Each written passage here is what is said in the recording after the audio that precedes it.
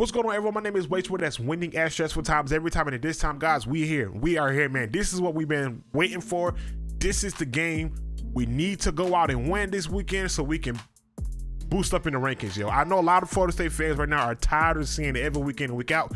Rank number 4, rank number 4, rank number 5, 4, 5, 4. And in my opinion, guys, I'm okay with that ranking. Like, I'm okay with being ranked number 4 week in and week out because I know as far as the season rolls on, everything will work itself out. But it starts with this game here. Like, it starts with beating Duke this weekend. Now, Duke is in a very special situation. Duke head coach is a defensive genius at Mike Elko. He played on the Texas A&M under Jimbo Fisher, and they had a very good defense. I mean, this is what this guy does. On the other hand, for Florida State, Mike Norvell is an offensive mastermind, bro. So we're gonna see what happens this weekend. If Duke defense can hold up and Florida State offense is struggling, which I don't think is going to be struggling this weekend. I think our offense is moving at a good pace. We should have scored 2 touchdowns on the goal line stands last week for Syracuse. They did stop us at a goal line stands twice. We didn't come away with points, but I think this week, if Duke has Florida State in those situations on the goal line stands, I think Florida State gets the field goal, go up 3 points rather than going for it on 4th time every single time. I'm expecting this game to be a close game to start out with because Duke is going to come out. They're going to play ball. But they're going to struggle on the offensive end. And if everything is looking like it's looking, not going off stats, guys, we can go on stats. Duke has the best defense in the ACC by far. I think it's Duke, then it's Clemson, then it's like Miami or something like that, something crazy like that. Then it's Louisville, and then you got North Carolina, and you got Florida State. So if everything plays out how it plays out, the first half should be a contested half, in my opinion. Will that be the case?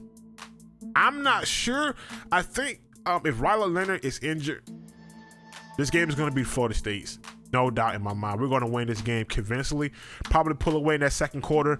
Maybe 5 minutes ago, we pull away, going to the 3rd and 4th quarter. Now, the biggest thing is this, right? Because last week, there was a common theme around college football. The major upsets were happening because of turnovers. Now, I'm not sure if Duke beating Florida State is really an upset because Duke, in my opinion, should be undefeated. Now, in my mind, as a Florida State fan, it'd be an upset. it'd be a total upset. I think they have us as a 14-point favorite, and I think that 14 points does come from Duke's defense. If you take away Duke's defense, which you can't really do, but if you were, let's say they defense wasn't as good as they are, then it'll probably be 21 point Florida State, maybe 24 points. They have us in that 17 to 24 point range of a victory. But because Duke's defense is one of the top 4 in the nation, you kind of got to give it to them.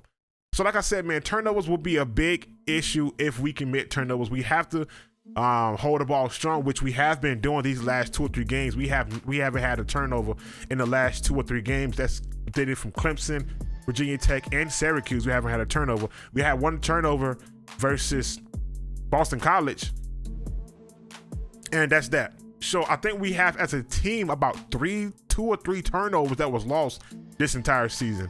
We're right now, guys, Duke offense is slowing up. Right now, and it's the worst time for the offense to be slowing up because right now strictly our defense is looking better than our offense right now. In my opinion, our defense right now is 100% looking better than our offense right now. Now, if you're taking the shock plays, from Keon Coleman or Trey Benson or Lawrence Philly, and we have, guys, in my opinion, we have the best receiving core as far as starters to back up in our slots, tight ends. We're loaded. And I believe Johnny Wilson is coming back for this game, so that's going to cause a little bit more confusion out there for the Duke secondary. And we have one of our offensive linemen that was injured. He's coming back as well. Let me see right here. Johnny Wilson and offensive lineman Bless Harris back in the lineup this weekend. So, guys, we're going to be almost close to that between 90 to 92% range of healthy. Man, right now, it's the selling force. Georgia's off this weekend. If Florida State was to pull this win off convincingly, there's no doubt in my mind that they're going to bump us up to either number 2 or number 1 in the nation. So there you guys go. If this game turns out how it turns out, congratulations. We will be ranked at a certain spot. Anyway, well, not anyway. Why do I say anyway? I don't know why I say that. But all right, but guys, let's do a quick recap. Last week, we played Syracuse at home. That's 2 years in a row where Syracuse did not score more than 3 points versus us last year. I think we beat them by like 45-3. This year it was 39-3. But Syracuse looked a little bit better. Their defense did improve, and they did a good job. Like, Syracuse defense did a good job for the most part. I mean, if you guys watched the game, they had a few 3-and-outs. They had like 3 goal line stands. They had a couple sacks. They were getting pressure. They covered our receivers pretty well until, those guys stepped up. And I mean, all of our receivers, like, they just basically stepped up and just said, we're not having it. So shout out to Syracuse. Some more ACC news. You have Louisville lost to Pitt, bro. Louisville, you can't do that, bro. Like, I don't know whoever's watching this far in the video. Let me just say this, bro. Louisville losing to Pitt hurts the ACC because I'm not gonna lie. I had Louisville losing to Pitt. I just, for some odd reason, like, they can just never get over that hump as far as, yeah, they'll win the big game, but it's like they put all of their energy into that one game and just that's all that they really play for, which is weird because